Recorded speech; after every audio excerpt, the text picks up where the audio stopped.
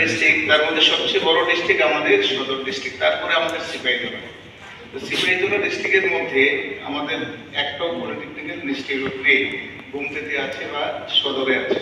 তো যার জন্য সিপাহীজলা ডিস্ট্রিক্ট আমার ম্যাজিস্ট্রেটের তরফ থেকে আমার মাননীয় মন্ত্রী মহোদয় বা মাননীয় মুখ্যমন্ত্রীকে আমরা চিঠি লিখেছিলাম যে সিপাহীজলা ডিস্ট্রিক্টে কমপক্ষে একটা যদি পলিটেকনিক্যাল ইনস্টিটিউট দেওয়া হয়। আর সেটা বক্সনগরে কেন বলা হয়েছে, কারণ আমাদের বিধানসভার একটা প্রান্ত বিশালগড় আর একটা প্রান্ত সোনামুড়া।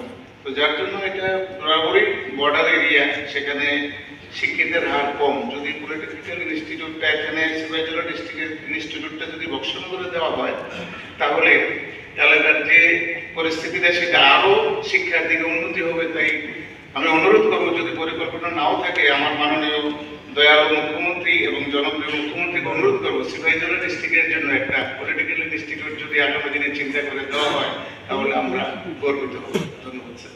20 নম্বর বক্সনগরে একটি পলিটেকনিক কলেজ স্থাপনের কোনো পরিকল্পনা সরকারের রয়েছে?